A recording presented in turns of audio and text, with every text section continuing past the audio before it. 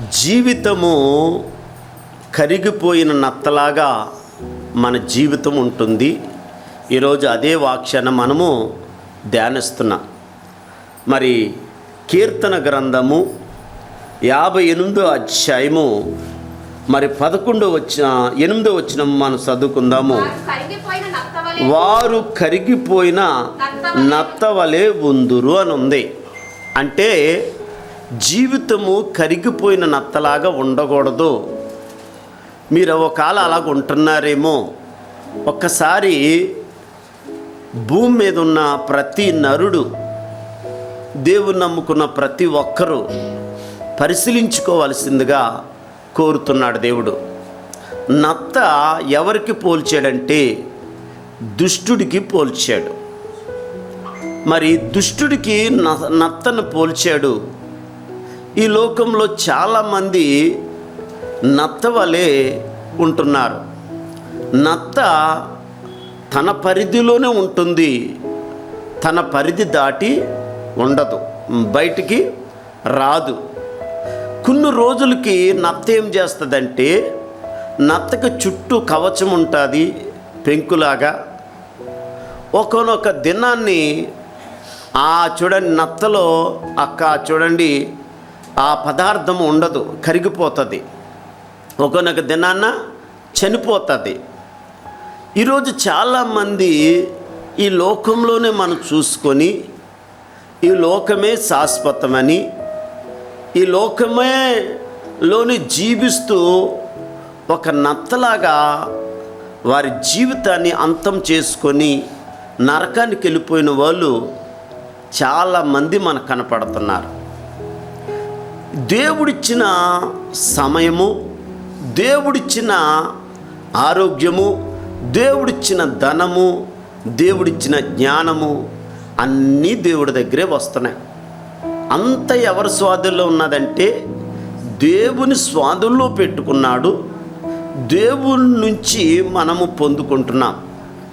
తండ్రి, daddy, mummy నాకు college fee కట్టాలి అని తల్లి దగ్గర, తండ్రి దగ్గర ఒక బిడ్డ తన కుమారుడు తల్లిదండ్రుల దగ్గర ఎలాగ డబ్బులు అడిగితే ఆ ఫీజుకి తండ్రి తల్లి ఎలాగిస్తారో, మన పరలోకమందున్న తండ్రిని నీకు బుద్ధిని అడిగితే బుద్ధిస్తాడు, జ్ఞానం అడిగితే జ్ఞానం ఇస్తాడు.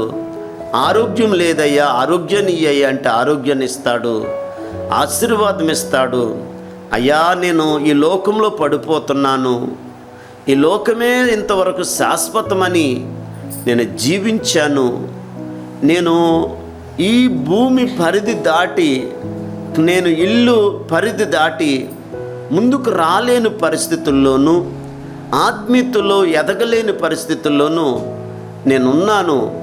అందుకని ఈరోజన్నా ప్రభుని, అయ్యా నాకు పరిశుద్ధత కావాలి, నాకు ప్రార్థన జీవితం కావాలి, నేను ఈ లోకంలో ఉన్నన్ని రోజులు ఎప్పుడుంటానో తెలీదు, ఎప్పుడు ఈ లోకాన్ని ఖాళీ చేస్తానో కూడా నాకు తెలీదు. కాబట్టి ఈ లోకంలో ఉండినప్పుడే నా దేవుణ్ణి, మన దేవుణ్ణి నువ్వు అయ్యా నిన్ను గణపరిచేవాడుగా నన్ను చెయ్యయ్యా అని నువ్వు ఉండేవాడుగా ఉండాలి. ఇంకోటి చెప్పనా, నత్తలో ఉన్నది, నత్త చీకటి జీవితానికి సాదృశ్యంగా ఉన్నది. నత్త చీకట్లో ఉంటుందండి. ఆ చీకటి గృహంలోనే ఎక్కువ ఉంటుంది. ఎక్కువగా నత్తలో ఉన్నది ఏంటంటే తిండిపోతుతనం ఉంది. నత్తలో తిండి అంటే దానికి చాలా పిచ్చి. ఏదండి? నత్తకే. ఎప్పుడు చూసిన రాత్రి ఉన్నంత వరకు తింటానే ఉంటుంది అది. ఏది? నత్త. అలాగే మనము కూడా ఈ లోకంలో ఉన్నంత వరకు మనము ఆకలి దప్పిక కలిగి ప్రభు ఇచ్చిన సమయాన్ని పోగొట్టుకోకుండా సద్వినియోగం చేసుకుంటూ, దేవుడిచ్చిన అవకాశాన్ని ఆకలి దప్పిక కలిగి మనము ఒక బలమైన ఆశీర్వాదం ఈ భూమి మీద మనం పొందుకోవాలి. అందరిలాగా ఉండకండి, అందరిలాగా నువ్వు ఉండకూడదు. అటు ఇటు ఊగిచ్చులాడేవాడిగా అస్సలు నువ్వు కనపడకూడదు. అటు ఇటు తిరిగేవాడిగా అస్సలే నువ్వు ఉండకూడదు. నువ్వు ఎలాగుండాలి? ప్రత్యేకంగా ఉండాలి. ప్రత్యేకంగా నువ్వు ఉండాలి. అప్పుడు దేవుడు నిన్ను, నీ కుటుంబాన్ని దేవుడు దీవిస్తాడు. నిన్ను, నీ కుటుంబాన్ని దేవుడు ఆశీర్వదిస్తాడు. ఇంకొక మాట చెప్పాలంటే, బాప్తిసం పొందటానికి మరి యోహాను దగ్గరికి, బాప్తిసం ఇచ్చి యోహాను దగ్గరికి అనేక మంది వచ్చారు. అనేక మంది వచ్చి అనేక మందితో యోహాను భక్తుడు ఏమంటున్నాడంటే, సర్ప సంతానమా, రాబో ఉగ్రతను తప్పించుకోనటానికి మీకు బుద్ధి ఎవరు చెబుతారు చెప్పు? ఇప్పుడు దేవుడే వాక్యం ద్వారా బుద్ధి లేని వాళ్ళకి బుద్ధి చెబుతున్నాడు. ఈరోజు మీరు ఆలోచించండి. ఒక్కొక్కసారి మన తల్లి చెప్పి విడిచిపెట్టేస్తుంది, తండ్రి చెప్పి విడిచిపెట్టేస్తాడు. మన స్నేహితులు అంటే అసలే బుద్ధే చెప్పరు. బుద్ధి చెబితే మళ్ళీ నువ్వు ఆ స్థలాలకు నువ్వు వెళ్తావో వెళ్ళవో, అన్నీ వాళ్ళకి నువ్వు ఉపయోగపడేటట్లే ఆ బుద్ధి లేని మాటలు చెబుతారు, కానీ బుద్ధి కలిగిన మాటలు స్నేహితులు అసలే చెప్పరు. మనతో ఉన్నవాళ్ళు బుద్ధి కలిగిన వాళ్ళైతే బుద్ధి మాటలు చెప్తారు. మనతో పలంగా వాళ్ళు కూడా అలా అస్వంటోళ్ళు అయితే మనకి బుద్ధే చెప్పరు. ఎందుకంటే వీడి ద్వారా లేకపోతే అతని ద్వారా ఏదైనా లాభాలు వచ్చినాయంటే పోతాయేమో అని. అంతే కదా. ఈరోజు ఒక వ్యక్తి త్రోవ తప్పిపోతుంటే ఇది మంచిది కాదని ఎవరని చెబుతున్నారా? ఇది తగా పడకూడదు. మనము మంచి మాటలు నోటంటే నీ నోటంట రావాలి, నీ నోటంట రావాలి. మరి అన్నీ వేసి చూడు, నన్నేసి చూడు అంటారు. ఏది? నువ్వెంత బిర్యానీ వండినా ఆ బిర్యానీలు అన్నీ వేసిన రుచి రాదు. వస్తుందా? అది ఉప్పేసినాకే అన్నిటిని రుచికరంగా మార్చేస్తుంది. నేను ఎందుకు ఈ మాట చెప్తున్నానంటే, మీరు కూడా మీ ఇంట్లో ఒక్కరుంటే ఇల్లునంతటిని మీలాగా మార్చేసుకోవాలి. అందుకు ఒక్కడు నిలబడాలి. ఒక్కడు నిలబడ్డాడు. ఆ ఒక్కడు ఎక్కడున్నాడంటే నత్తలాగా లోకంలో ఉన్నాడు అబ్రహాము. లోకంలో ఉన్న అబ్రహాముని దేవుడు ఏం చేశాడు? పిలిచాడు. అబ్రహమా, నువ్వు ఇక్కడ ఉండటానికి ఇల్లేదు, నువ్వు నాతో రావాలి అని వారు బంధువుల్లో నుంచి, వాళ్ళ ఊర్లో నుంచి సపరేట్గా దేవుడు వచ్చేమన్నాడు. వచ్చేసినాకే అబ్రహాం దీవించబడ్డాడు. ఇంకా మీరు ఎవరైనా కానీ మీరు అనుకునే కార్యాలు జరుగుతులేదా? ఒకవేళ అనుకునే కార్యాలు జరగకపోతే మీరు కూడా ఈ రోజు నుంచన్నా ఒక ఆత్మీయ స్థితిలోని మనం పరిశీలించుకోవాలి. అసలు దేవుడు ఎవరు? నమ్మదగినవాడు. దేవుడు ఎవరు? అడిగిన దానికంటే, ఊహించిన దానికంటే అత్యధికంగా ఇచ్చేవాడు. దేవుడు ఎవరు?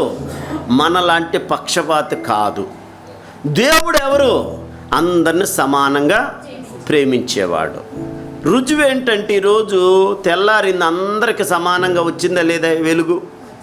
మనమంటే స్వార్థపరులు. మనం ఎవరండే? స్వార్థపరులు. కానీ మనం అలాగ ఉండకూడదు. స్వార్థం గురించి ఒకప్పుడు దేవుళ్ళు లేనప్పుడు స్వార్థపరులమే. కానీ అయ్యా, నాలో ఉన్న స్వార్థము, నాలో ఉన్న అసూయ, నాలో ఉన్న కపటము, నాలో ఉన్న ఈ లోకంలో ఏదన్నా నీకు ఇష్టం లేనిది ఏదన్నా ఉంటే ఈరోజు నా నుంచి దూరం చెయ్యి అని అడుగు. అడగటము నీ వంతు, కార్యం చేయటము ఆయన వంతు. దేవుని సన్నిధిలో రావటం నీ వంతు, నిన్ను దీవించే వంతు దేవుడిదండి. అయ్యా, నీకు ఏది కావాలో నా దేవుడు అన్నీ తెలుసండి, అన్నీ తెలుసు. వివాహం కొరకు ప్రార్థన చేసాం, వివాహం దేవుడు జరిగిస్తున్నాడు.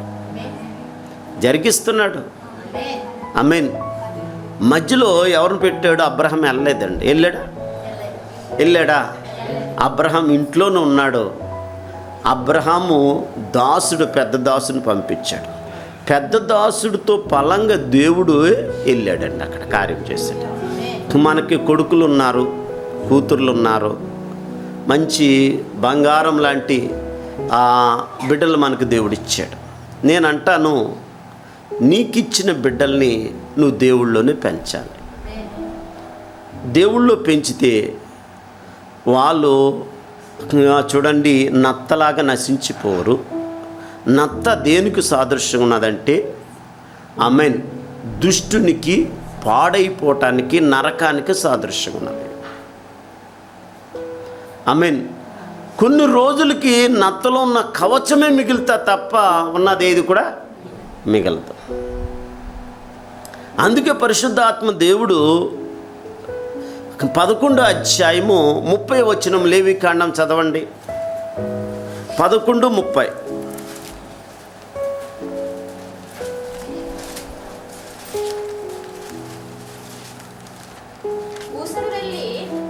పదకొండు 30 చదువుతారు.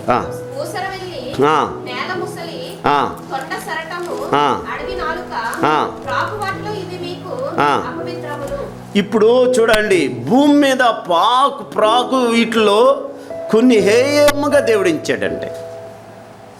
ఆమేన్. కొన్ని హేయములు, కొన్ని అడవి చూడండి, కొన్ని ఏమో నీటిలో కూడా అన్నీ కూడా మంచివి కాదు, అన్నీ కూడా మంచివి కాదు. వీటిలో ఈ నత్త ఒకటి చూడండి దేవుడి దృష్టికి హేయముగా ఉన్నాయి. అందుకే దేవుడు మనతో చెబుతున్న ఈ మాట లోపలికి మనం వెళ్ళిన తర్వాత పరిశుద్ధాత్మ దేవుడు మనతో మాట్లాడుతున్నాడు, మనల్ని దేవుడు దర్శిస్తున్నాడు. అందుకే మనము కొన్ని దినాలు ఇక్కడ మన యాత్రికులము, పరదేశంలో, మనకు పర్మనెంట్ ప్లేస్ కాదు ఇది. ఎవరు కూడా భూమి మీద పుట్టినవాడు గిట్టక తప్పదు అన్నట్టు ఎవరు కూడా ఇది పర్మనెంట్ ప్లేస్ కాదు. మనం ఇక్కడ ఉన్న రోజులు నమ్మకంగా ప్రభుని కనపడతాం, ప్రభుని మనం కనపడతాం. అందుకే దేవుడు మనకిచ్చిన ఈ అవకాశంలో మనం సద్వినియోగం చేసుకునేవారుగా మనం ఉండాలి. ప్రభు సన్నిధిలో మనము నిలబడేవారుగా మనం ఉండాలి.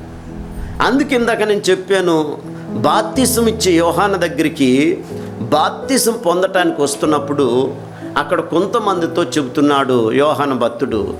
ఏమన్నాడు? సర్ప సంతానమా, రాబో ఉగ్రతను తప్పించుకోవడానికి మీకు బుద్ధి ఎవరు చెబుతారు అన్నాడు. ఇప్పుడు ఈ లోకంలో ఉన్న వారిని ఎవరికి పోల్చాడు? దుష్టుల్ని ఎవరికి పోల్చాడు? సర్పానికి పోల్చాడు. మీరు ఎప్పుడన్నా చూడండి, సర్పం ఎప్పుడన్నా కానీ చీకట్లోనూ తిరుగుతుంది. సర్పం ఎప్పుడన్నా కానీ చీకట్లోనూ తిరుగుతుంది. సర్పం మీద నువ్వు లైట్ వేసినప్పుడు ఆ లైట్కి ఇది అటు ఇటు ఇటు అటు ఊరికే తిరిగిపోతుంది. ఎక్కడ చీకటి ఉన్నదో అక్కడికి వెళ్ళిపోతుంది. ఇది సర్పం. అందుకే సర్ప సంతానమా అన్నాడు, సర్ప సంతానం అన్నాడు. అందుకే దేవుడు మరి మనల్ని దేనికి పోలుస్తున్నాడంటే నత్తకి పోలుస్తున్నాడు. మనము మన జీవితం కరిగిపోతుందేమో, ఆ కవచంలో ఉన్న కొన్ని రోజులే ఉంటుంది, కొన్ని రోజుల తర్వాత అది కరిగిపోతుంది, చచ్చిపోతుంది. ఆఖరికి మిగిలేది ఏదండి? కవచమే మిగులుతా తప్ప ఆమెన్ ఇంకేది కూడా ఉండదు నత్తలో.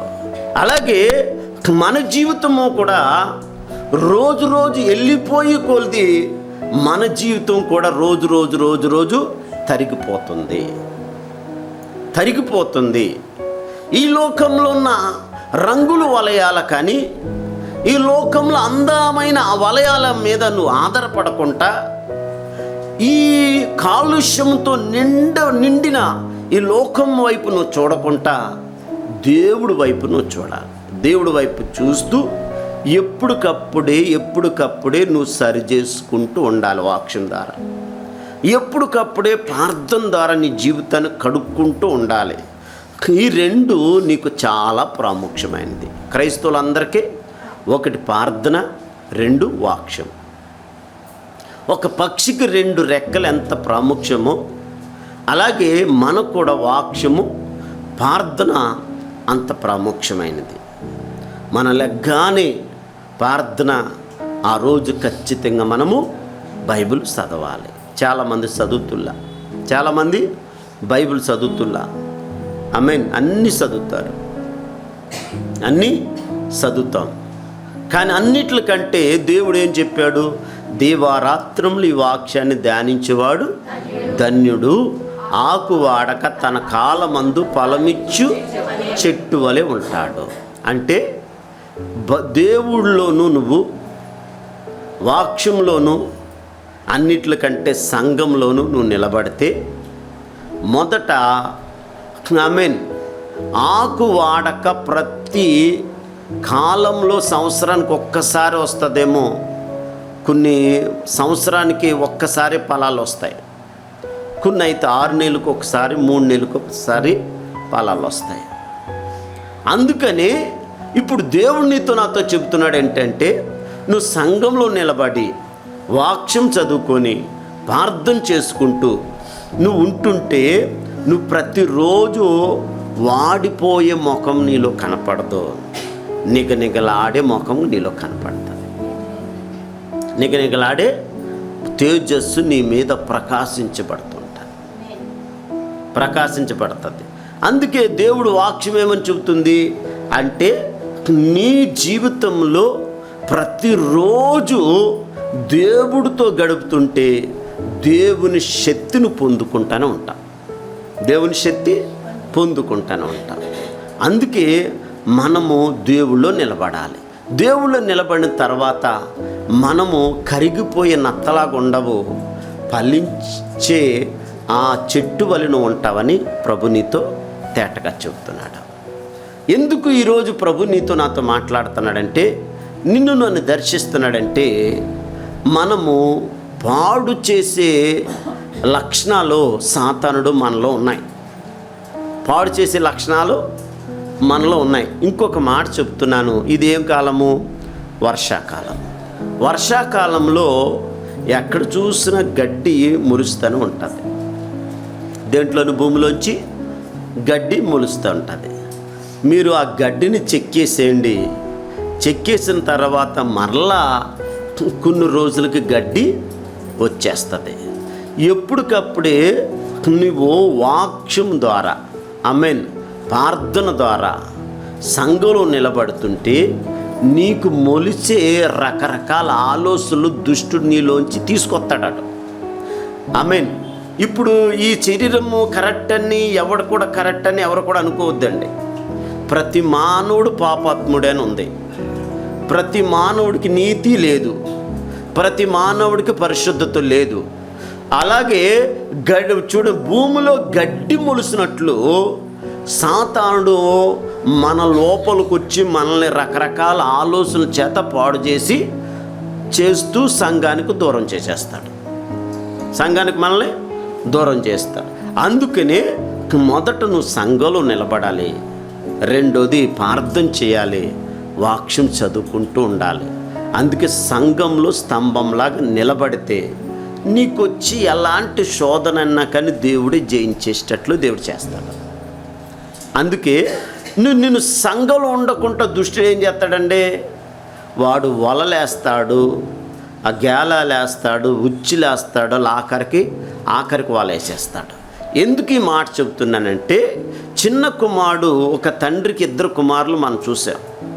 2 కుమారులు చూస్తే 2 కుమారులో చిన్న కుమారుడు తన ఆస్తిని ఇమ్మని ఆస్తిని అంతా తీసేసుకున్నాడు. అది మనందరికీ తెలుసు. ఎందుకు ఆస్తిని తీసుకున్నాడు చెప్పండి? ఎందుకు ఆస్తిని తీసుకున్నాడు చెప్పండి? ఎందుకు తీసుకున్నాడు ఆస్తిని? తండ్రి నుంచి దూరంగా వెళ్ళిపోవాలి. మీరు అర్థం చేసుకోండి. తండ్రి నుండి దూరంగా, తండ్రి కనపడలేనంత దూరంగా వెళ్ళిపోవాలి వీడు. ఎందుకంటే ఈరోజు చాలామంది దూరంగా ఉంటున్నారు సంఘానికి. మనుషులు మాత్రం ఎక్కడే ఉంటారు, హృదయాలు మాత్రం ఎక్కడ ఉన్నాయి? దూరంగా దూరంగా దూరంగా ఉంటే ఆశీర్వాదం రాదు మీకు. ఆమేన్. మీ ఆస్తి అంతా ఖర్చు అయిపోతుంది. అంటే మీ ఆశీర్వాదాలు, దేవుడిచ్చిన ఆశీర్వాదాలు, అది దీవెనకరంగా ఆశీర్వాదకరంగా మీకు దేవుడు ఉండలేదు. ఎందుకు ఉండలేదంటే మీరు మనుషులు మాత్రం ఇక్కడే ఉంటున్నారు, కానీ మీ హృదయాలు మాత్రం చాలా దూరంగా ఉంటున్నాయి. అందుకే మీరు కరిగిపోయి నత్తలాగా ఉండకూడదు, ఫలించబడే చెట్టులాగా ఉండాలి. ఎప్పుడు చూసినా సమీపంగా ఉండాలి. మీరు ఎప్పుడన్నా చూడండి, ప్రత్యక్ష గుడారం చుట్టూ వారు డేరాలు వేసుకుంటూ ఉండేవారు. మేఘస్తంభము అక్కడ ఆగిందంటే, ఆ మేఘస్తంభము అక్కడ ఆగిందంటే ఇజ్రాయేల్ ప్రజలకి చుట్టూ డేరాలు వేసుకొని, ఆ డేరాలు చూడండి దూరం వెళ్ళకుండా ఆ దగ్గరలోనే ఉండేవారంటండి. దానికి అర్థం ఏంటి? ఎప్పుడు చూసినా ఆమె దూరంగా ఉన్నవాడు పిలిస్తే వినపడుతుందా? మీరు చెప్పండి, వినపడుతుంది ఎవరికన్నా? దగ్గర ఉన్న వాళ్ళు పిలిస్తే వినపడుతుంది. అలాగే దేవుడికి నీ హృదయము దగ్గరగా ఉండాలండి, దేవుడికి దగ్గరగా ఉండాలి.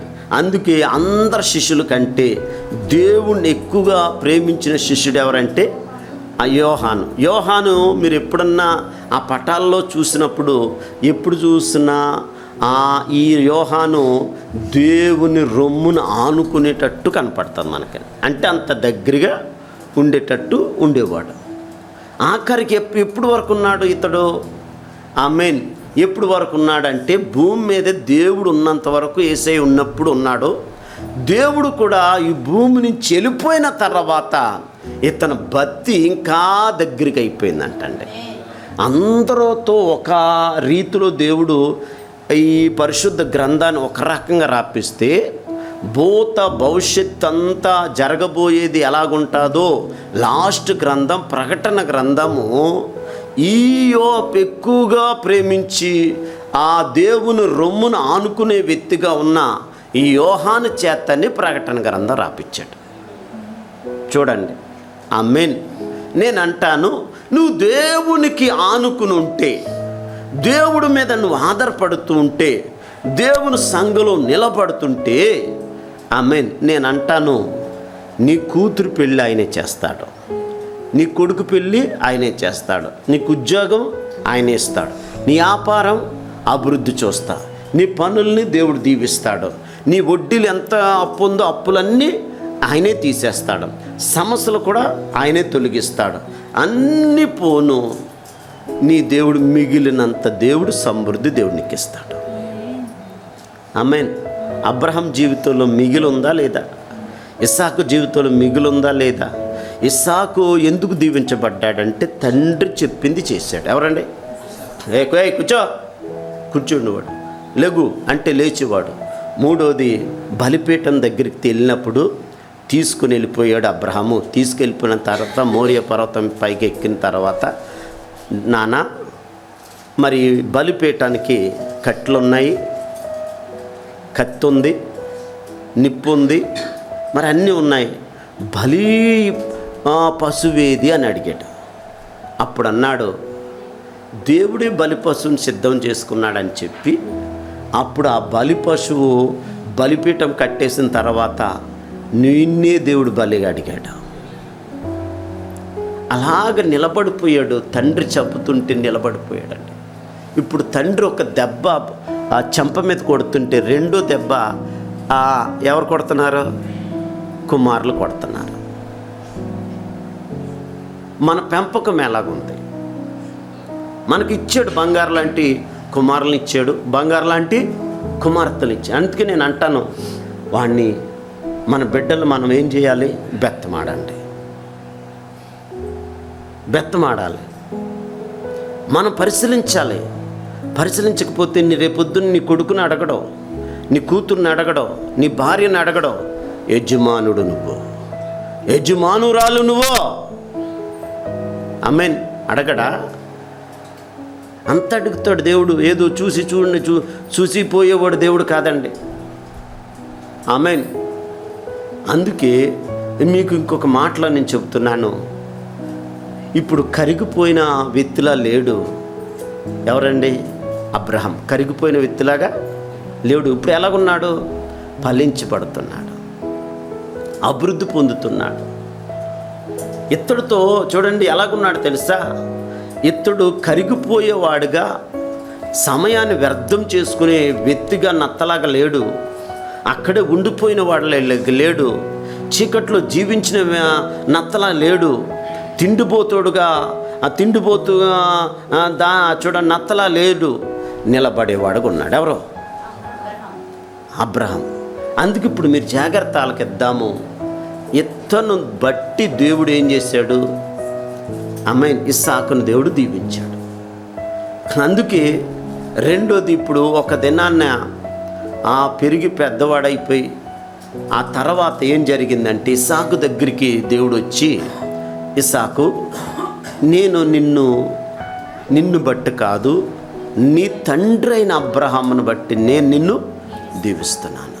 ఇప్పుడు జాగ్రత్త ఆలకిద్దాం. మనము దేవుని సన్నిధిలో దుష్టుడుగా ఉండకూడదు.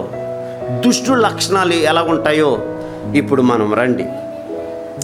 కీర్తన గ్రంథము 58వ అధ్యాయము 6వ వచనం చదువుకుందాం. దేవా, వారి నోటి పండ్లను విరగగొట్టుము. యెహోవా ఇప్పుడు ఏమంటున్నాడు? దుష్టుణ్ణి ఎవరికి పోల్చాడు? కోదమ సింహము కోరలను.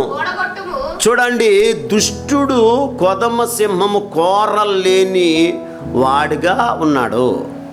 కోరలు లేకపోతే సింహం ఏమి కూడా చేయలేదు. ఇంకా ముందుకెళ్దాం. పారు నీళ్ళ వలె వారు చూడండి, దుష్టుడు గతించుకుపోతాడు.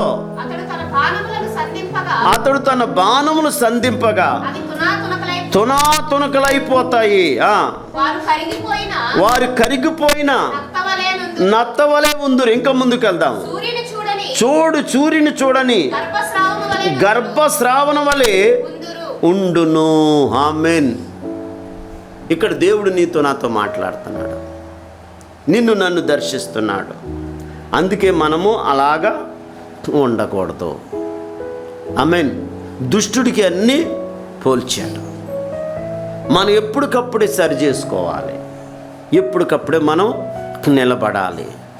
ఇంకెక్కడన్నా ఇంకేమన్నా ఉన్నాయా నాలో ప్రభువా, నాలో ఆయాస్కరమైనది, నీకిష్టం లేనిది, అవి దేవుడు పాదాల దగ్గరకు వచ్చి దేవుడి దగ్గర ఒప్పుకొని మనం ప్రార్థన చేస్తే దేవుడు ఏం చేస్తాడంటే అవన్నిటిని క్షమించి పోగొట్టుకున్న ఆశీర్వాదాలు మళ్ళీ మనకు తిరిగిస్తాడు.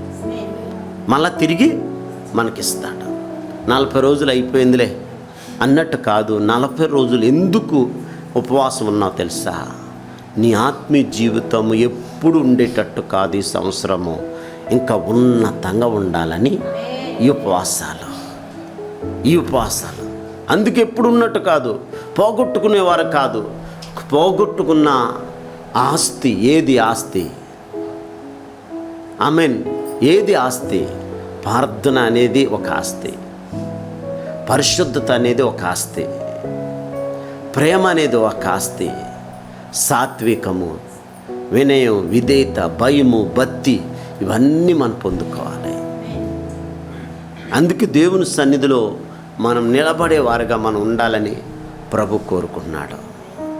చెట్టుకి ఫలాలు ఎంత ప్రాముఖ్యమో క్రైస్తవుడికి కూడా కొన్ని ఫలాలు ఇచ్చాడు. అవే 9 ఫలాలు.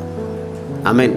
గలతీ 5:22లో ఆ మాట రాయబడింది. ఏమంటే ప్రేమ, సంతోషము, సమాధానము, దీర్ఘశాంతము, దయాలత్వము, మంచితనము, విశ్వాసము, సాత్వికము, ఆశా నిగ్రహము. ఆమేన్. ఇవన్నీ ఫలాలు మనం పొందుకుంటూ ఉండాలి. అందుకే మనము కరిగిపోయిన నత్తలాగా మన జీవితాన్ని చేసుకోవద్దు, సమయాన్ని పాడు చేసుకోవద్దు. నిలబడే వారిగా మనం ఉండాలి. మనల్ని, మన కుటుంబాలని దేవుడు దీవించమని ప్రభుని అడిగితే మనము దీవించబడతాం. మన తర్వాత మన పిల్లలను కూడా దేవుడు దీవిస్తాడు. చిన్న కుమారుడు ఏమైపోయాడు? దూరంగా వెళ్ళిపోయాడు. ఇతడు జీవితం ఎలాగుందంటే ఆ సమయం అంతా పోగొట్టుకున్న వ్యక్తిగా ఉన్నాడు. దేవుడిచ్చిన ఆశీర్వాదాలన్నీ పోగొట్టుకుంటూ ఉన్నాడు. అందుకే మనం అలాగుండకుండా నిలబడేవారుగా, ఆ కృపను పొందుకునేవారుగా మనం ఉండాలని దేవుడు మనందరితో మాట్లాడుతున్నాడు. అయితే ఒకనొక దినాన దావీదు కుమారుడు అబ్షలోము దావీదు మీద తిరుగుబాటు చేశాడు. ఇతడు ఎలాగ ఉన్నాడు? కరిగిపోయిన నత్తలాగా ఉన్నాడు. దావీదు మీదకి యుద్ధానికి వచ్చాడంట. దావీదు మీదకి యుద్ధాన్ని ప్రకటించాడంట. ఎవరో? అబ్షలోము. అయితే ఒకరోజు ఐదవుడికి దావీదు తో ఉన్న వాళ్ళు కొంతమంది అబ్షలోము దగ్గరికి వెళ్ళి, అబ్షలోము, నువ్వు యుద్ధం ఎవరితో చేస్తున్నావు తెలుసా? నీ తండ్రితో నువ్వు యుద్ధం చేస్తున్నావు. నీ తండ్రి ఎలాంటోడో తెలుసా? నీకు ఎలాంటోడో తెలుసా? నీ తండ్రి ముందు సింహంపు గుండె కలిగిన వారు కూడా నీ తండ్రి ముందు నిలబడలేరు. అంత ధైర్యవంతుడు నీ తండ్రి, అంత యుద్ధ వీరుడు నీ తండ్రి. నీ తండ్రి అందరం మధ్యలో పడుకునే వ్యక్తి కాదు, అందరి మధ్యలో తిరిగే వ్యక్తి కాదు. నీ తండ్రి ఒక ప్రత్యేకం ఉంటాడు. క్రైస్తవుడు ఎప్పుడు చూసినా వాళ్ళతో వీళ్ళ దగ్గరికి వెళ్ళి, వీళ్ళతో తేవలకాలు వాళ్ళని వాళ్ళ దగ్గరికి వెళ్ళి వాళ్ళకు జోకులు వేసుకొని, వీళ్ళ దగ్గరికి వెళ్ళి వీళ్ళకు జోకులు వేసుకొని ఉండకూడదు. మనం ప్రత్యేకంగా ఉండాలి, ప్రత్యేకంగా ఉండాలి. దావీదు అలాగే ఉండేవాడు అంటండి. దావీదు అలాగే ఉండేవాడు. నువ్వెవరి మీద యుద్ధం చేస్తున్నావు అని అంటే, అయినా కానీ దుష్టుడుగా ఉన్నాడు కదా అబ్షలోము. అస్సలు అంత అందమైన జుట్టు ఇజ్రాయేల్ ప్రజల్లోని ఎవరికి లేదంట. అబ్షలోముకున్న జుట్టు అంత అందమైన జుట్టు అంటండి. అంత అందమైన వాడు ఎవరో? అబ్షలోము. అయితే తండ్రి మీదకి యుద్ధానికి వస్తుంటే దావీదు పారిపోయాడంటండి. దావీదు పారిపోయాడు. ఎందుకో? యుద్ధం చేయలేక కాదు, తెలియకేమనుకుంటామంటే పారిపోయాడు. తండ్రి కొడుకుతో యుద్ధం చేయలేక పారిపోయాడు కాదండి. కొడుకుతో యుద్ధం చేస్తే కొడుకు చచ్చిపోతాడని పారిపోయాడు దావీదు. అంత ప్రేమ కలిగిన వాడు. ఒక కొడుకు నిమిత్తమే, ఒక శరీర సంబంధమైన కొడుకు నిమిత్తమే దావీదు ఇంత ఆలోచించి పారిపోతే, ఆత్మ సంబంధమైన దేవుడు, ఆత్మస్వరూపుడైన దేవుడు, మనల్ని సృష్టించుకున్న దేవుడు, మనల్ని తల్లి గర్భంలో రూపించిన దేవుడు మన గురించి ఎంత ఆలోచిస్తాడు చూడండి. దావీదైతే పారిపోయాడు, దేవుడైతే చచ్చిపోయాడండి. ఎంత ప్రేమ ఒకసారి ఆలోచించండి. అందుకే మనం కరిగిపోయిన వారికి ఉండకూడదు, మేలు పొందుకుని మర్చిపోయిన వారికి ఉండకూడదు. సంఘంలో నిలబడితే ఇంకా ఇంకా ఇంకా దేవుడు నువ్వు నిలబడి కొలిది, నువ్వు భయం కలిగి కొలిది, భక్తి కలిగి కొలిది, నువ్వు ఇంకా దేవుడు నిన్ను దీవిస్తాడు. ఎప్పుడైనా అవకాశాన్ని బట్టి నువ్వు మాట్లాడకూడదు. క్రైస్తవుడు ఇటు వెళితే వీళ్ళ దగ్గరికి వెళ్తే వీళ్ళకి అనుకూలంగా మాట్లాడతారు కొందరు. క్రైస్తవులను చూశాను. వాళ్ళ దగ్గరికి వెళ్తే వాళ్ళకు అనుకూలంగా మాట్లాడతారు క్రైస్తవులు. అదే నీకు ఆశీర్వాదం పోగొట్టేస్తుంది. నువ్వు ఆత్మీయ లక్షణం కాదు. దేవుడు నా దగ్గరకు వచ్చినప్పుడు నా దగ్గర కరెక్ట్గా మాట్లాడతాడు, నీ దగ్గరికి వచ్చినప్పుడు నీ దగ్గర కరెక్ట్గా మాట్లాడతాడు, అందరి దగ్గర కూడా కరెక్ట్గా మాట్లాడతాడు. అందరినీ పరిశుద్ధమైన మార్గంలో నడిపించడానికి ఆయన మాట్లాడుతున్నాడు. మనం అలా మాట్లాడుతున్నాం. ఇటు వెళ్తే వీళ్ళతో ఒక రకంగా వాలిపోతాం, వాళ్ళ దగ్గరికి వెళ్తే వాళ్ళకు దగ్గర ఇంకో రకంగా వాలిపోతాం, ఇంకోటి దగ్గరికి వెళ్తే ఇంకో రకంగా వాలిపోతాం. ఇలాంటి స్థిరత లేని జీవితాలు కరిగిపోయిన నత్తలాగా ఉన్నాయి. నువ్వు కరిగిపోయిన వారికి ఉండకూడదు, నిలబడే వారికి ఉండాలి. నిలబడితే నీకు, నీ కుటుంబానికి, నీ బిడ్డలకి ఆశీర్వాదం. రేపొద్దున్న తండ్రులుగా తల్లులుగా ఎవరో ఒకరు మనము భూమిని విడిచి వెళ్ళిపోయిన తర్వాత ఏమంటారు తెలుసా? ఏమని చెప్తాం తెలుసా? మా తండ్రిని బట్టి ఈరోజు మేము దీవించబడ్డాం, మా తల్లిని బట్టి ఈరోజు మేము దీవించబడ్డాం. మా అమ్మగారు మంచి ప్రార్థనా పరాలు, మా అమ్మ మమ్మల్ని దేవుళ్ళు పెంచింది, ప్రభుని చూపించింది, మేము ఇంత గొప్ప వాళ్ళం అయిపోయాం. అబ్రహాము ఎవరిని చూపించాడు? తన వైపు చూపించుకున్నాడా? తన వైపు చూపించుకుంటే దరిద్రులం అయిపోతాము. ఈరోజు అబ్రహాము దేవుడు తట్టు తిప్పాడు కాబట్టి తన బిడ్డల్ని అందుకే 318 మంది ఇస్సాకును దేవుడి తట్టు తిప్పారు కాబట్టి వాళ్ళందరూ గొప్ప వాళ్ళు అయిపోయారు. ఇంకొక మాట చెప్పేసి నేను ముగించేస్తాను. వృద్ధాప్యంలో దావీదు సొలొమోనుని ఎవరి తట్టు తిప్పాడు తెలుసా? అస్సలు తన రీతులు తిప్పుకోలేదండి, దేవుడి తట్టు తిప్పాడు. నేను అంటాను, నువ్వు దేవుడి తట్టు తిరుగు. నీ భర్తను, నీ భార్యను, నీ పిల్లల్ని, నీ ఇంట్లో ఉన్న కుటుంబాన్ని నువ్వు దేవుడి తట్టు తిప్పు. ఎంత బిజీ అన్నా కానీ దేవుళ్ళలోనే మీరు నిలబడండి. అప్పుడు దేవుడు నిన్ను, నీ కుటుంబాన్ని దేవుడు దీవిస్తాడు, ఆశీర్వదిస్తాడు. ఇంతవరకు ఆగిపోయిన కార్యాలు ఇప్పుడు దేవుడు కదిలించబడుతున్నాయి. దాని కొరకు నువ్వు ప్రయాసపడు. 40 రోజులు ఎవరన్నా ఊగుతారు. అన్యులు చేయట్లేదా? నీకంటే బాగా చేశారు, నువ్వు కూడా చేసావు. ఇప్పుడు 40 రోజుల్లో ఉపవాసం ఉన్న మనము, కన్నీళ్ళు కార్చిన మనము, ప్రతిరోజు దేవుళ్ళు గడిపిన మనము, ప్రతిరోజు మానకుండా, ఒక్కరోజు కూడా 40 రోజులు మానకుండా ప్రభు సన్నిధిలో మండాము. ఇక్కడి నుంచి మనం ఏం చేయాలి? ఇంకా మండుతున్న వారిగా మనం ఉండాలి. మండుతునే వారిగా మనం ఉంటే మనల్ని, మన కుటుంబాలు దేవుడు దీవిస్తాడని పరిశుద్ధాత్మ దేవుడు మనందరితో మాట్లాడి ఉన్నాడు. కరిగిపోయిన నత్తలాగా సంఘం ఉండకూడదు. నిలబడేవారిగా, ఫలించబడేవారిగా, అభివృద్ధి పొందేవారిగా, ఆకలి దప్పిక కలిగి ప్రభు సన్నిధిలో ప్రార్థన చేసేవారుగా మనం ఉండాలని దేవుడు నీతో నాతో మాట్లాడి ఉన్నాడు. ఇటు మాటల మనినికుల్లో దేవుడు దీవించునుగాక.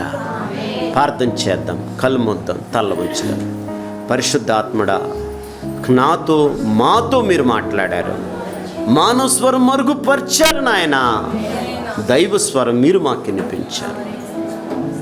నిన్న వాక్యము మా అందరి హృదయాల్లో నీరు కట్టి ఫలించి అభివృద్ధి పొందటానికి సహాయం చేయమని యేసునామములో అడుగుతున్నాము తండ్రి, ఆమేన్. జీవితము కరిగిపోయిన నత్తలాగా మన జీవితం ఉంటుంది. ఈరోజు అదే వాక్యాన్ని మనము ధ్యానిస్తున్నాం. మరి కీర్తన గ్రంథము 58వ అధ్యాయము మరి 8వ వచనం మనం చదువుకుందాము.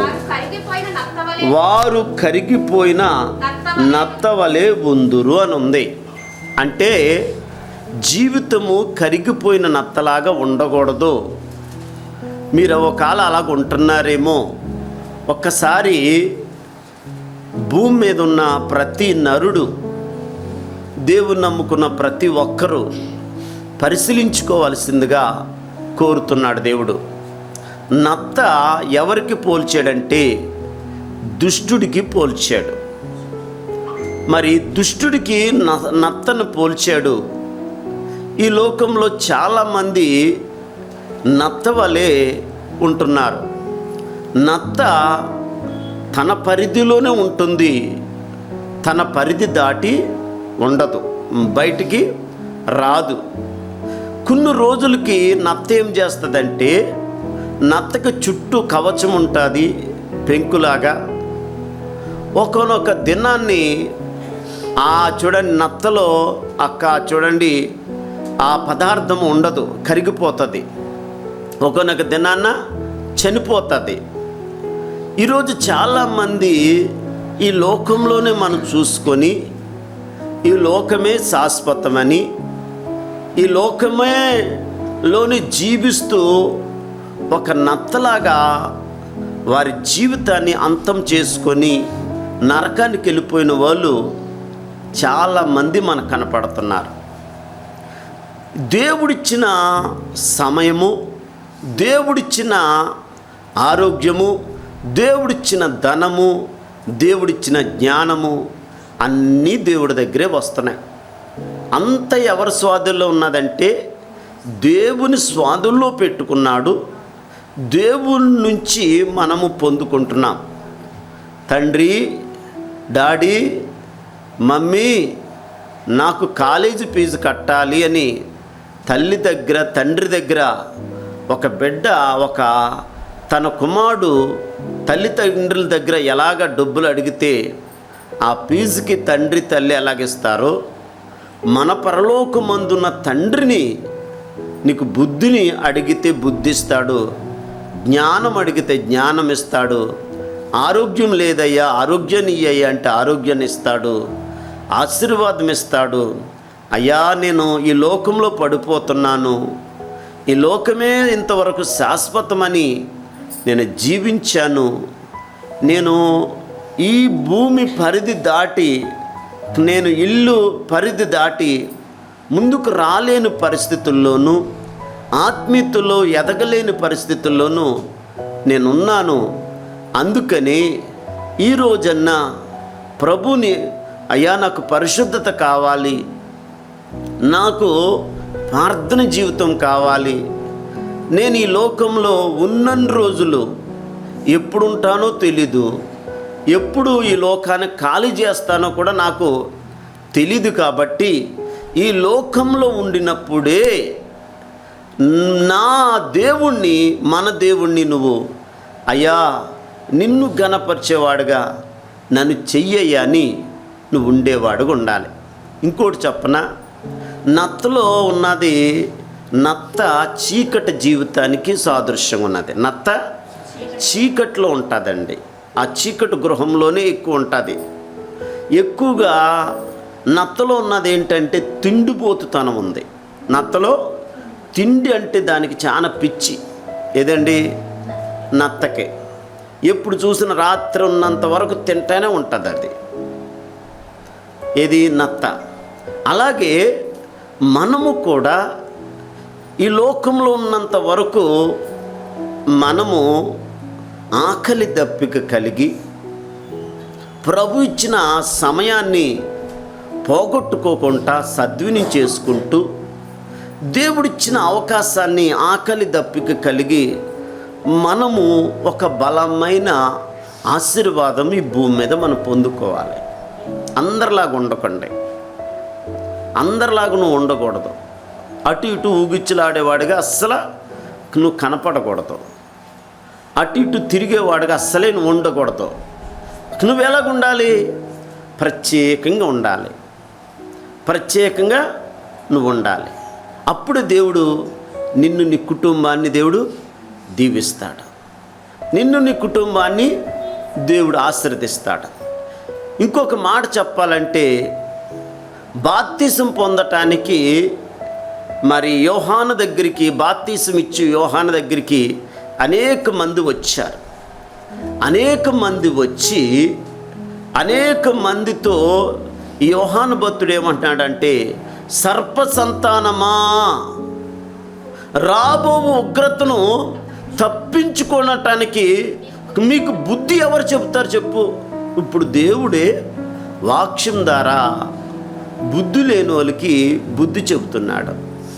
ఈరోజు మీరు ఆలోచించండి, ఒక్కొక్కసారి మన తల్లి చెప్పి విడిచిపెట్టేస్తుంది, తండ్రి చెప్పి విడిచిపెట్టేస్తాడు.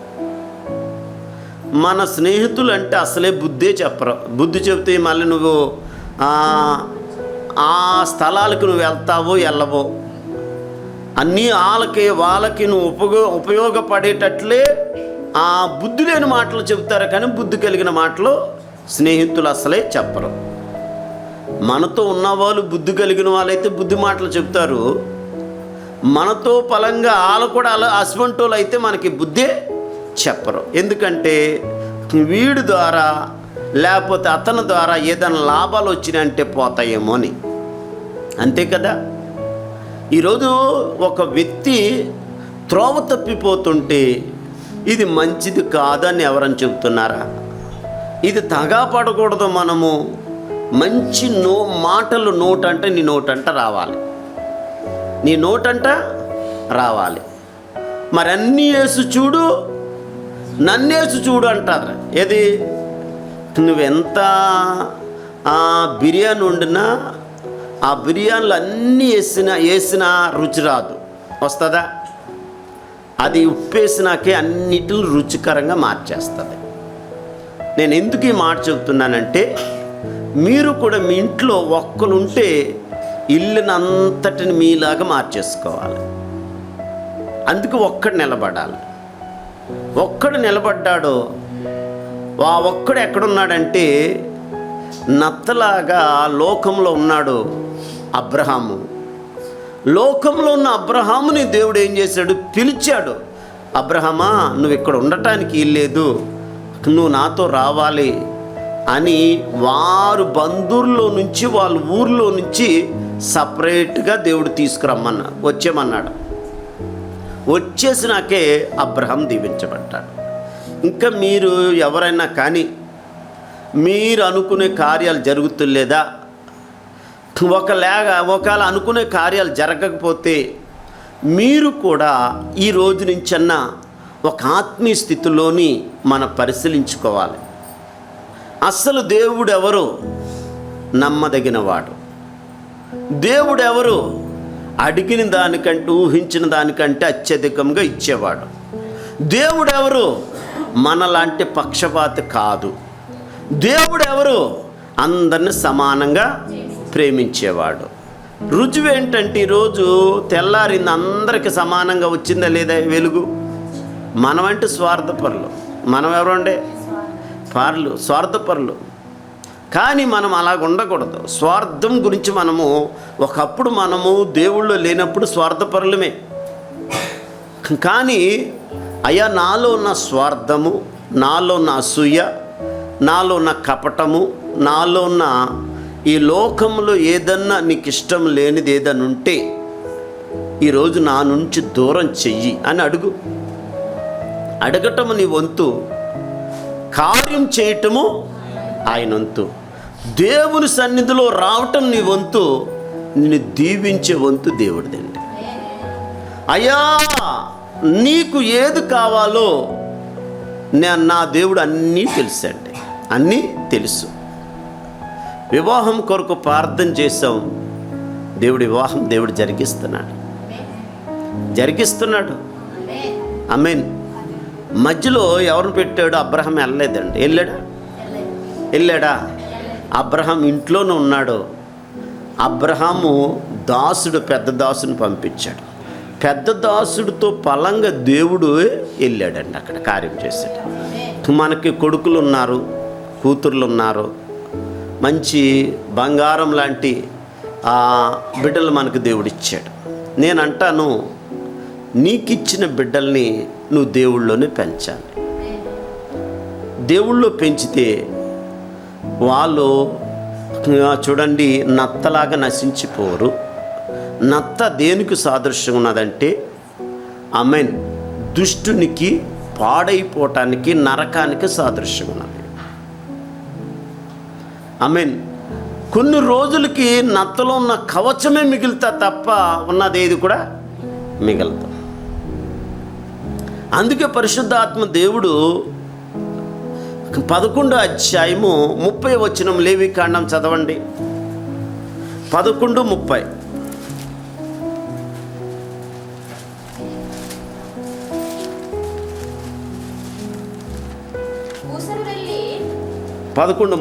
చదువుతారు.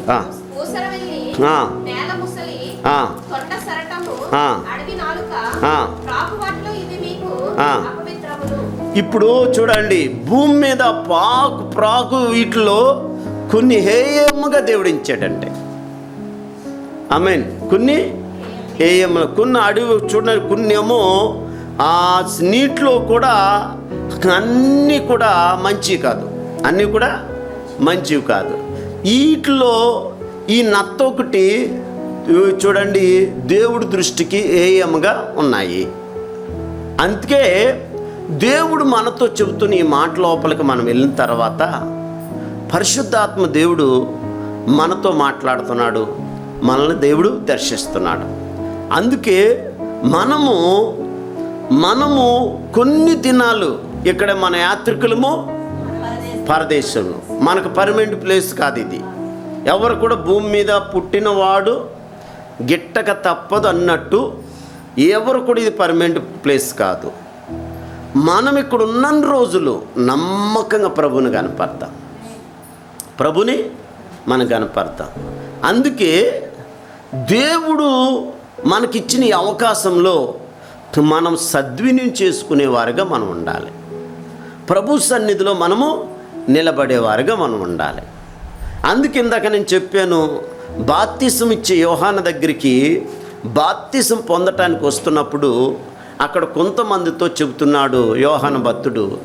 ఏమన్నాడు? సర్ప సంతానమా, రాబో ఉగ్రతను తప్పించుకోవడానికి మీకు బుద్ధి ఎవరు చెబుతారు అన్నాడు. ఇప్పుడు ఈ లోకంలో ఉన్న వారిని ఎవరికి పోల్చాడు? దుష్టుల్ని ఎవరికి పోల్చాడు? సర్పానికి పోల్చాడు. మీరు ఎప్పుడన్నా చూడండి, సర్పం ఎప్పుడన్నా కానీ ఆ చీకట్లోనే తిరుగుతుంది. సర్పం ఎప్పుడన్నా కానీ చీకట్లోనే తిరుగుతుంది. సర్పం మీద నువ్వు లైట్ వేసినప్పుడు ఆ లైట్కి ఇది అటు ఇటు ఇటు అటు ఊరికే తిరిగిపోతుంది. ఎక్కడ చీకటి ఉన్నదో అక్కడికి వెళ్ళిపోతుంది. ఇది సర్పం. అందుకే సర్ప సంతానమా అన్నాడు. సర్ప సంతానం అన్నాడు. అందుకే దేవుడు మరి మనల్ని దేనికి పోలుస్తున్నాడంటే నత్తకి పోలుస్తున్నాడు. మనము మన జీవితం కరిగిపోతుందేమో, ఆ కవచంలో ఉన్న కొన్ని రోజులే ఉంటుంది, కొన్ని రోజుల తర్వాత అది కరిగిపోతుంది, చచ్చిపోతుంది. ఆఖరికి మిగిలేది ఏదండి? కవచమే మిగులుతా తప్ప ఇంకేది కూడా ఉండదు నత్తలో. అలాగే మన జీవితము కూడా రోజు రోజు వెళ్ళిపోయి కొలిది మన జీవితం కూడా రోజు రోజు రోజు రోజు తరిగిపోతుంది. ఈ లోకంలో ఉన్న రంగులు వలయాల కానీ, ఈ లోకంలో అందమైన ఆ వలయాల మీద నువ్వు ఆధారపడకుండా, ఈ కాలుష్యంతో నిండిన ఈ లోకం వైపు నువ్వు చూడకుండా దేవుడి వైపు నువ్వు చూడాలి. దేవుడి వైపు చూస్తూ ఎప్పటికప్పుడే నువ్వు సరి చేసుకుంటూ ఉండాలి. వాక్యం ద్వారా ఎప్పటికప్పుడే ప్రార్థన ద్వారా నీ జీవితాన్ని కడుక్కుంటూ ఉండాలి. ఈ రెండు నీకు చాలా ప్రాముఖ్యమైనది. క్రైస్తవులందరికీ ఒకటి ప్రార్థన, రెండు వాక్యం. ఒక పక్షికి రెండు రెక్కలు ఎంత ప్రాముఖ్యమో అలాగే మనకు కూడా వాక్యము, ప్రార్థన అంత ప్రాముఖ్యమైనది. మన లెగ్గానే ప్రార్థన ఆ రోజు ఖచ్చితంగా మనము బైబిల్ చదవాలి. చాలామంది బైబిల్ చదువుతుల్లా అన్నీ చదువుతాం. కానీ అన్నిట్లకంటే దేవుడు ఏం చెప్పాడు? దీవారాత్రములు ఈ వాక్యాన్ని ధ్యానించేవాడు ధన్యుడు, ఆకు వాడక తన కాలమందు ఫలమిచ్చు చెట్టు వలె ఉంటాడు. అంటే దేవుళ్ళలోనూ నువ్వు, వాక్యంలోనూ, అన్నిట్లకంటే సంఘంలోనూ నువ్వు నిలబడితే మొదట ఆకు వాడక ప్రతి కాలంలో సంవత్సరానికి ఒక్కసారి వస్తుందేమో, కొన్ని సంవత్సరానికి ఒక్కసారి ఫలాలు వస్తాయి, కొన్ని అయితే 6 నెలలకు ఒకసారి, 3 నెలలకు ఒకసారి ఫలాలు వస్తాయి.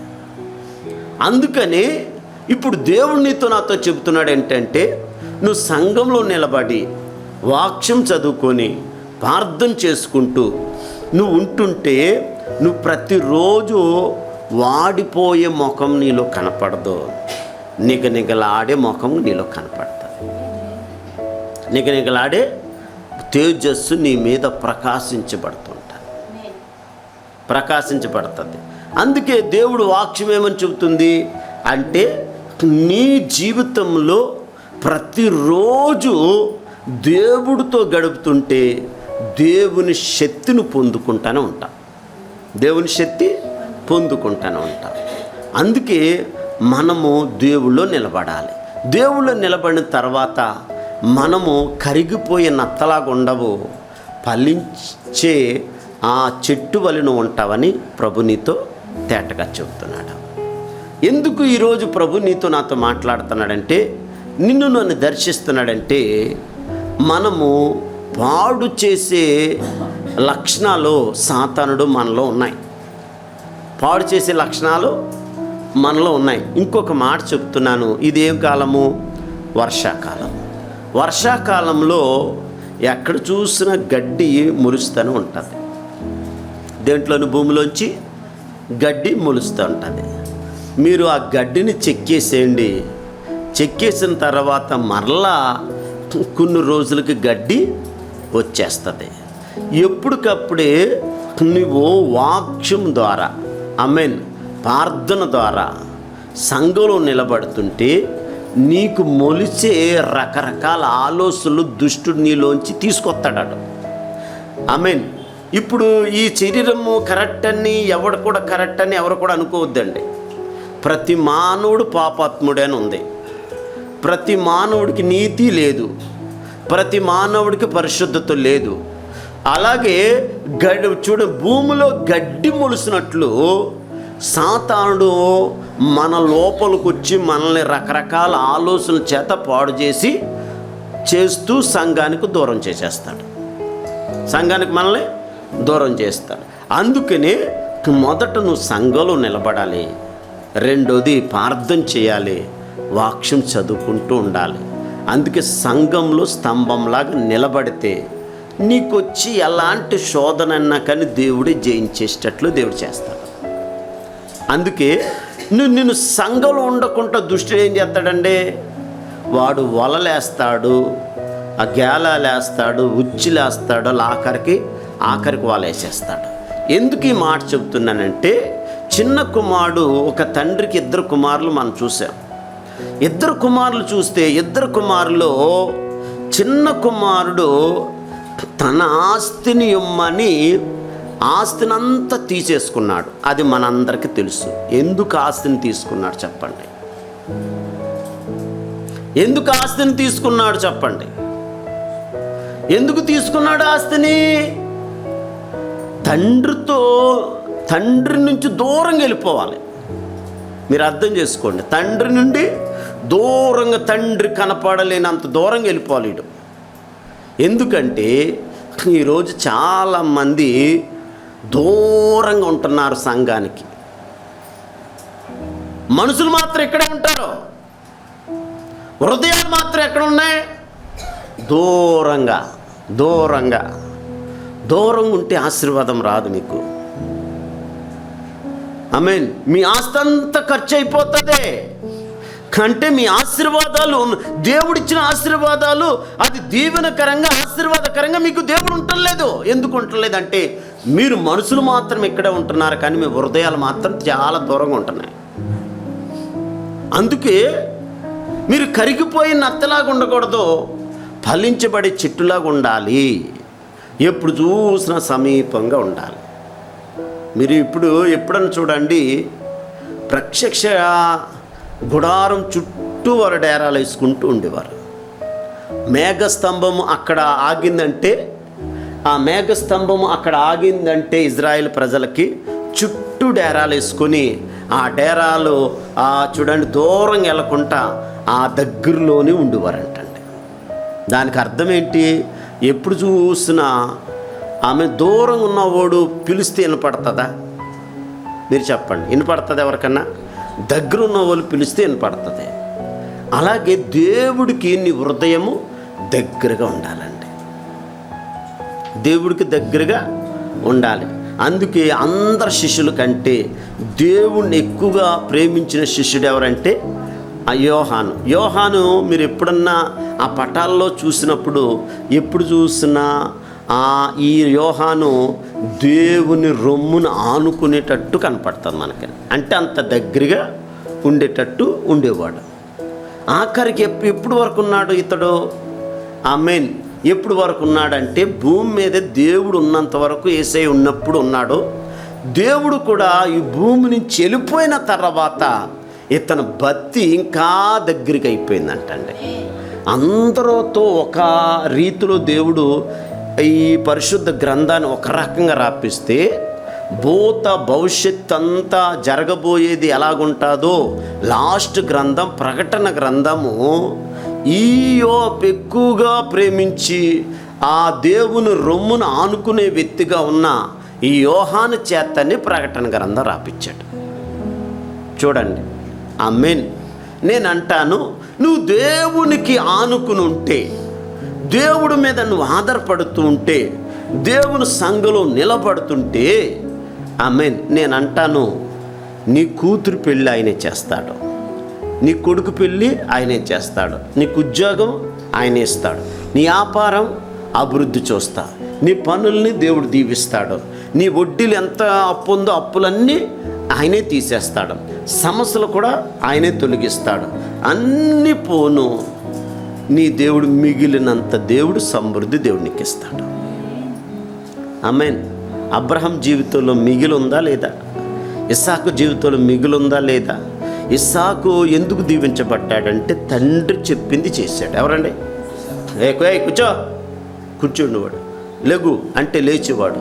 మూడోది, బలిపీఠం దగ్గరికి వెళ్ళినప్పుడు తీసుకుని వెళ్ళిపోయాడు అబ్రహాము. తీసుకెళ్ళిపోయిన తర్వాత మోరియా పర్వతం పైకి ఎక్కిన తర్వాత, నాన్న మరి బలిపీఠానికి కట్టెలున్నాయి, కత్తి ఉంది, నిప్పు ఉంది, మరి అన్నీ ఉన్నాయి, బలి పశువేది అని అడిగాడు. అప్పుడు అన్నాడు, దేవుడే బలి పశువుని సిద్ధం చేసుకున్నాడని చెప్పి, అప్పుడు ఆ బలి పశువు బలిపీఠం కట్టేసిన తర్వాత నిన్నే దేవుడు బలిగా అడిగాడు.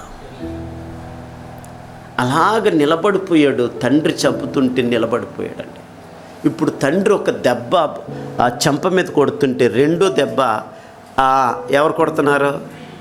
కుమారులు కొడుతున్నారు. మన పెంపకం ఎలాగుంది? మనకి ఇచ్చాడు, బంగారు లాంటి కుమారులను ఇచ్చాడు, బంగారు లాంటి కుమార్తెలు ఇచ్చాడు. అందుకే నేను అంటాను, వాడిని మన బిడ్డలు మనం ఏం చేయాలి?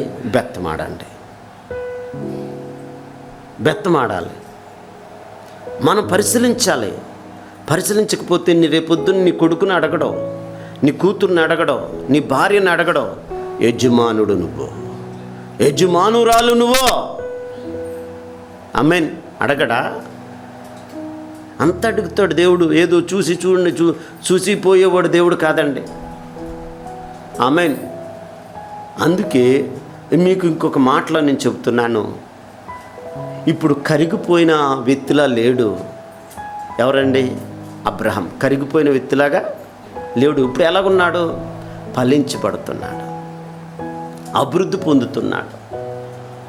ఇత్తడితో చూడండి ఎలాగున్నాడు తెలుసా? ఇత్తడు కరిగిపోయేవాడుగా, సమయాన్ని వ్యర్థం చేసుకునే వ్యక్తిగా నత్తలాగా లేడు. అక్కడే ఉండిపోయిన వాడిలా లేడు. చీకట్లో జీవించిన నత్తలా లేడు.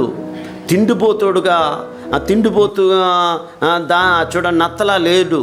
నిలబడేవాడుగా ఉన్నాడు. ఎవరు? అబ్రహాం. అందుకు ఇప్పుడు మీరు జాగ్రత్త ఆలకిద్దాము.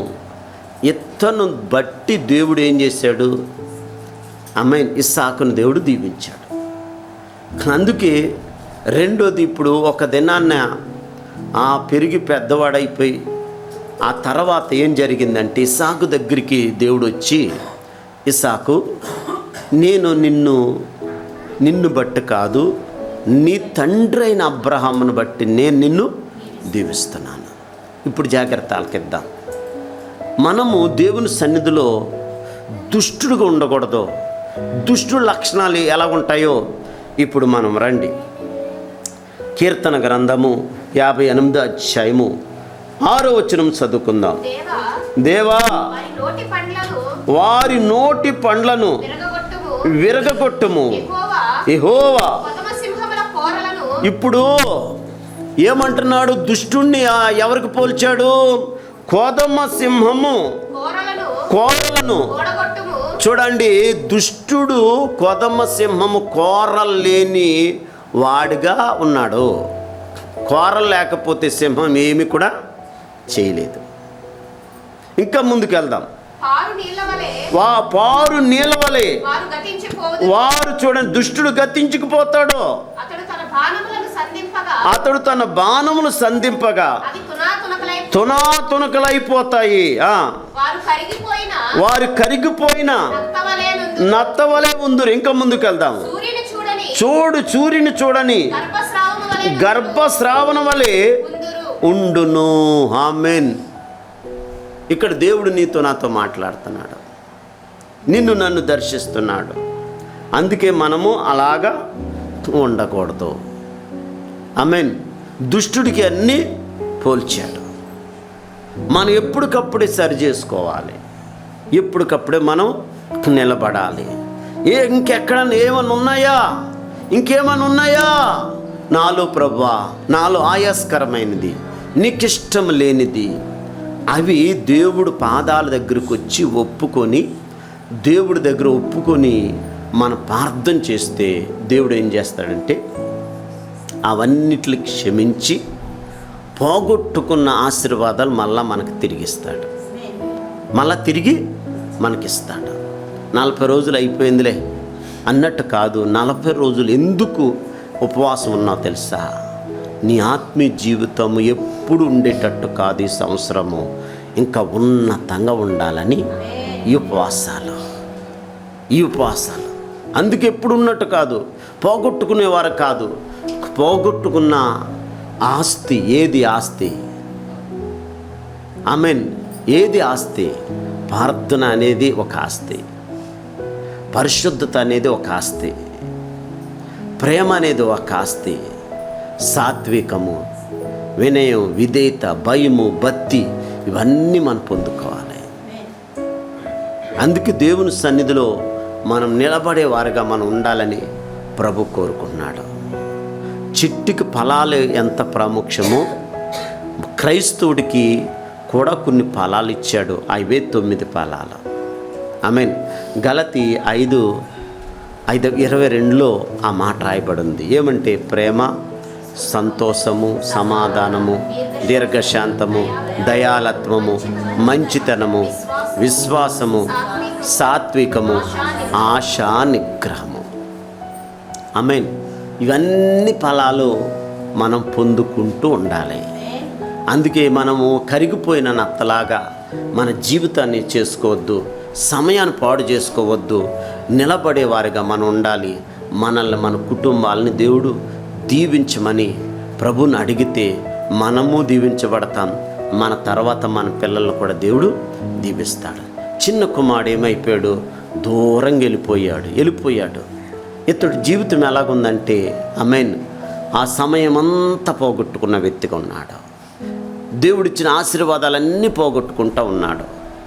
అందుకే మనం అలాగుండకుండా నిలబడేవారుగా, ఆ కృపను పొందుకునేవారుగా మనం ఉండాలని దేవుడు మనందరితో మాట్లాడుతున్నాడు. అయితే ఒకనొక దినాన ఆమేన్, దావీదు కుమారుడు అబ్షలోము దావీదు మీద తిరుగుబాటు చేశాడు. ఇతడు ఎలాగ ఉన్నాడు? కరిగిపోయిన నత్తలాగా ఉన్నాడు. దావీదు మీదకి యుద్ధానికి వచ్చాడంట. దావీదు మీదకి యుద్ధాన్ని ప్రకటించాడంట. ఎవరో? అబ్షలోము. అయితే ఒకరోజు ఐదవుడికి దావీదు తో ఉన్న వాళ్ళు కొంతమంది అబ్షలోము దగ్గరికి వెళ్ళి, అబ్షలోము, నువ్వు యుద్ధం ఎవరితో చేస్తున్నావు తెలుసా? నీ తండ్రితో నువ్వు యుద్ధం చేస్తున్నావు. నీ తండ్రి ఎలాంటోడో తెలుసా? నీకు ఎలాంటోడో తెలుసా? నీ తండ్రి ముందు సింహపు గుండె కలిగిన వారు కూడా నీ తండ్రి ముందు నిలబడలేరు. అంత ధైర్యవంతుడు నీ తండ్రి, అంత యుద్ధ వీరుడు నీ తండ్రి. ఆమేన్. నీ తండ్రి అందరం మధ్యలో పడుకునే వ్యక్తి కాదు, అందరి మధ్యలో తిరిగే వ్యక్తి కాదు. నీ తండ్రి ఒక ప్రత్యేకం ఉంటాడు. క్రైస్తవుడు ఎప్పుడు చూసినా వాళ్ళతో వీళ్ళ దగ్గరికి వెళ్ళి, వీళ్ళతో తేవలకాలు వాళ్ళని వాళ్ళ దగ్గరికి వెళ్ళి వాళ్ళకు జోకులు వేసుకొని, వీళ్ళ దగ్గరికి వెళ్ళి వీళ్ళకు జోకులు వేసుకొని ఉండకూడదు. మనం ప్రత్యేకంగా ఉండాలి, ప్రత్యేకంగా ఉండాలి. దావీదు అలాగే ఉండిపోయాడు అంట.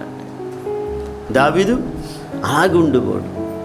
నువ్వెవరి మీద యుద్ధం చేస్తున్నావు అని అంటే, అయినా కానీ దుష్టుడుగా ఉన్నాడు కదా అబ్షలోము. అస్సలు అంత అందమైన జుట్టు ఇజ్రాయెల్ ప్రజల్లోని ఎవరికి లేదంట. అబ్షలోముకున్న జుట్టు అంత అందమైన జుట్టు అంట. అంత అందమైన వాడు ఎవరో? అబ్షలోము. అయితే తండ్రి మీదకి యుద్ధానికి వస్తుంటే దావీదు పారిపోయాడంటండి. దావీదు పారిపోయాడు. ఎందుకో? యుద్ధం చేయలేక కాదు, తెలియకేమనుకుంటామంటే పారిపోయాడు. ఆమె తండ్రి కొడుకుతో యుద్ధం చేయలేక పారిపోయాడు కాదండి. కొడుకుతో యుద్ధం చేస్తే కొడుకు చచ్చిపోతాడని పారిపోయాడు దావీదు. అంత ప్రేమ కలిగిన వాడు. ఒక కొడుకు నిమిత్తమే, ఒక శరీర సంబంధమైన కొడుకు నిమిత్తమే దావీదు ఇంత ఆలోచించి పారిపోతే, ఆమె ఆత్మ సంబంధమైన దేవుడు, ఆత్మస్వరూపుడైన దేవుడు, మనల్ని సృష్టించుకున్న దేవుడు, మనల్ని తల్లి గర్భంలో రూపించిన దేవుడు మన గురించి ఎంత ఆలోచిస్తాడు చూడండి. దావీదైతే పారిపోయాడు, దేవుడైతే చచ్చిపోయాడండి. ఎంత ప్రేమ ఒకసారి ఆలోచించండి. అందుకే మనం కరిగిపోయిన వారికి ఉండకూడదు, మేలు పొందుకుని మర్చిపోయిన వాడికి ఉండకూడదు. సంఘంలో నిలబడితే ఇంకా ఇంకా ఇంకా దేవుడు నువ్వు నిలబడి కొలిది, నువ్వు భయం కలిగి కొలిది, భక్తి కలిగి కొలిది, నువ్వు ఇంకా దేవుడు నిన్ను దీవిస్తాడు. ఎప్పుడైనా అవకాశాన్ని బట్టి నువ్వు మాట్లాడకూడదు. క్రైస్తవుడు ఇటు వెళితే వీళ్ళ దగ్గరికి వెళ్తే వీళ్ళకి అనుకూలంగా మాట్లాడతారు కొందరు. క్రైస్తవులను చూశాను. వాళ్ళ దగ్గరికి వెళ్తే వాళ్ళకి అనుకూలంగా మాట్లాడతారు క్రైస్తవులు. అదే నీకు ఆశీర్వాదం పోగొట్టేస్తుంది. నువ్వు ఆత్మీయ లక్షణం కాదు. దేవుడు నా దగ్గరికి వచ్చినప్పుడు నా దగ్గర కరెక్ట్గా మాట్లాడతాడు, నీ దగ్గరికి వచ్చినప్పుడు నీ దగ్గర కరెక్ట్గా మాట్లాడతాడు, అందరి దగ్గర కూడా కరెక్ట్గా మాట్లాడతాడు. అందరినీ పరిశుద్ధమైన మార్గంలో నడిపించడానికి ఆయన మాట్లాడుతున్నాడు. మనం అలా మాట్లాడతలా. ఇటు వెళ్తే వీళ్ళతో ఒక రకంగా వాలిపోతాం, వాళ్ళ దగ్గరికి వెళ్తే వాళ్ళ దగ్గర ఇంకో రకంగా వాలిపోతాం, ఇంకోటి దగ్గరికి వెళ్తే ఇంకో రకంగా వాలిపోతాం. ఇలాంటి స్థిరత లేని జీవితాలు కరిగిపోయిన నత్తలాగా ఉన్నాయి. నువ్వు కరిగిపోయిన వాడికి ఉండకూడదు, నిలబడే వారికి ఉండాలి. నిలబడితే నీకు, నీ కుటుంబానికి, నీ బిడ్డలకి ఆశీర్వాదం. రేపొద్దున్న తండ్రులుగా తల్లులుగా ఎవరో ఒకరు మనము భూమిని విడిచి వెళ్ళిపోయిన తర్వాత ఏమంటారు తెలుసా? ఏమని చెప్తాం తెలుసా? మా తండ్రిని బట్టి ఈరోజు మేము దీవించబడ్డాం, మా తల్లిని బట్టి ఈరోజు మేము దీవించబడ్డాం, మా అమ్మగారు మంచి ప్రార్థనా పరాలు, మా అమ్మ మమ్మల్ని దేవుళ్ళు పెంచింది, ప్రభుని చూపించింది, మేము ఇంత గొప్ప వాళ్ళం అయిపోయాం. అబ్రహాము ఎవరిని చూపించాడు? తన వైపు చూపించుకున్నాడా? తన వైపు చూపించుకుంటే దరిద్రులం అయిపోతాము. ఈరోజు అబ్రహాము దేవుడు తట్టు తిప్పాడు కాబట్టి తన బిడ్డల్ని అందుకే 318 మంది ఇస్సాకును దేవుడు తట్టు తిప్పారు కాబట్టి వాళ్ళందరూ గొప్ప వాళ్ళు అయిపోయారు. ఇంకొక మాట చెప్పేసి నేను ముగించేస్తాను. వృద్ధాప్యంలో దావీదు సొలొమోనుని ఎవరి తట్టు తిప్పాడు తెలుసా? అస్సలు తన రీతులు తిప్పుకోలేదండి, దేవుడి తట్టు తిప్పాడు. నేను అంటాను, నువ్వు దేవుడి తట్టు తిరుగు. నీ భర్తను, నీ భార్యను, నీ పిల్లల్ని, నీ ఇంట్లో ఉన్న కుటుంబాన్ని నువ్వు దేవుడి తట్టు తిప్పు. ఎంత బిజీ అన్నా కానీ దేవుళ్ళలోనే మీరు నిలబడండి. అప్పుడు దేవుడు నిన్ను, నీ కుటుంబాన్ని దేవుడు దీవిస్తాడు, ఆశీర్వదిస్తాడు. ఇంతవరకు ఆగిపోయిన కార్యాలు ఇప్పుడు దేవుడు కదిలించబడుతున్నాయి. దాని కొరకు నువ్వు ప్రయాసపడు. 40 రోజులు ఎవరన్నా ఊగుతారు, అన్యులు చేయట్లేదా? నీకంటే బాగా చేశారు, నువ్వు కూడా చేసావు. ఇప్పుడు 40 రోజుల్లో ఉపవాసం ఉన్న మనము, కన్నీళ్ళు కార్చిన మనము, ప్రతిరోజు దేవుళ్ళు గడిపిన మనము, ప్రతిరోజు మానకుండా, ఒక్కరోజు కూడా 40 రోజులు మానకుండా ప్రభు సన్నిధిలో మండాము. ఇక్కడి నుంచి మనం ఏం చేయాలి? ఇంకా మండుతున్న వారిగా మనం ఉండాలి. మండుతునే వారిగా మనం ఉంటే మనల్ని, మన కుటుంబాలు దేవుడు దీవిస్తాడని పరిశుద్ధాత్మ దేవుడు మనందరితో మాట్లాడి ఉన్నాడు. కరిగిపోయిన నత్తలాగా సంఘం ఉండకూడదు. నిలబడేవారిగా, ఫలించబడేవారిగా, అభివృద్ధి పొందేవారిగా, ఆకలి దప్పిక కలిగి ప్రభు సన్నిధిలో ప్రార్థన చేసేవారిగా మనం ఉండాలని దేవుడు నీతో నాతో మాట్లాడి ఉన్నాడు. ఇటు మాటల మనికుల్లో దేవుడు దీవించునుగాక. ప్రార్థన చేద్దాం, కళ్ళు మొద్దాం, తల్ల వంచుదాం. పరిశుద్ధాత్ముడా, మాతో మీరు మాట్లాడారు. మానవ స్వరం మరుగుపరిచారు నాయన, దైవ స్వరం మీరు మాకు వినిపించారు. నిన్న వాక్యము మా అందరి హృదయాల్లో నీరు కట్టి ఫలించి అభివృద్ధి పొందటానికి సహాయం చేయమని యేసు నామములో అడుగుతున్నాము తండ్రి.